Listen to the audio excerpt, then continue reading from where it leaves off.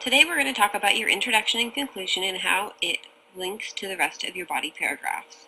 Your introduction is an important roadmap for the rest of your paper. Your introduction conveys a lot of information to your readers, and you can let them know what your topic is, why it's important, how you plan to proceed with your discussion. Your introduction should include a thesis that will assert your main argument. After reading your introduction, your readers should not have any major surprises in store when they read the main body of your paper as they continue down that road. Decide how general or broad your opening should be. Keep in mind that even big picture opening needs to be clearly related to your topic. When writing, you need to place your ideas in context, but that context does not generally have to be as big as the whole galaxy. Pay special attention to your first sentence. Start off on the right foot with your readers by making sure the first sentence actually says something useful and interesting. Be straightforward and confident. Avoid statements like, "In this paper, I will argue blah blah blah."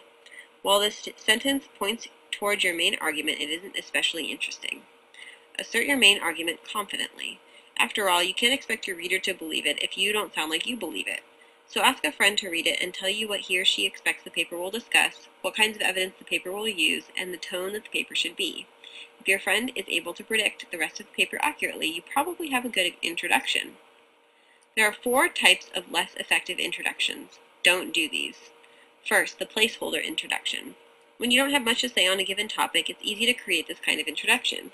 Essentially, this kind of weaker introduction contains several sentences that are vague and don't really say much. They exist just to take up the introduction space in your paper. The Webster's Dictionary introduction. This introduction begins by giving the dictionary definition of one or more of the words from the piece that you will be writing about.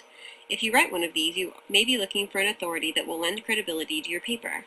However, anyone can look up a word in the dictionary and copy down what Webster says. The dictionary is not a particularly authoritative work.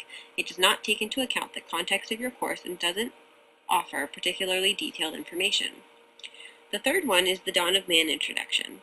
This kind of introduction generally makes broad, sweeping statements about the relevance of this topic since the beginning of time. It is usually very general and fails to connect to the thesis. You may write this kind of introduction when you don't have much to say, which is precisely why it is ineffective. The book report introduction. This introduction is what you had to do for your elementary school book reports. It's superficial details about the book you're writing about and tells what the book is about. You might resort to this kind of introduction when you're trying to fill space because it is a familiar, comfortable format. It is ineffective because it offers details that your reader already knows and that are irrelevant to the thesis. So now that you've written your introduction, now you need to go back and reread your body paragraphs and see how you can connect your introduction, your body paragraphs, to your conclusion. So stand up, stretch out, because we're about to write our conclusion. Just as your introduction acts as a bridge that transports your readers from their own lives into a place of your analysis, your conclusion can provide a bridge to help your readers make the transition back to their daily lives. Such a conclusion will help them see why your analysis and information should matter to them after they put the paper down. Your conclusion allows you to have the final say in the issues you raised in your paper, to summarize your thoughts, to demonstrate the importance of your ideas, and to propel your reader into a new view on the subject. It is also your opportunity to make a good final impression and to end on a positive note. Your conclusion should make your readers glad they read your paper. Your conclusion gives your reader something to take away that will help them see things differently or appreciate your topic in personally relevant ways. Essentially, it's your gift to the reader. So here are some strategies to write an effective conclusion. First, you could play the so what game. If you're stuck and feel like your conclusion isn't saying anything new or interesting, read your conclusion out loud. Whenever you make a statement from your conclusion, ask yourself, so what? Why does anybody care? Then ponder the question and answer it. The next one is synthesize, don't summarize. Include a brief summary of your paper's main points, but don't simply repeat things that were in your paper. Instead, show your reader how the points you made and support and use examples that you use to fit together.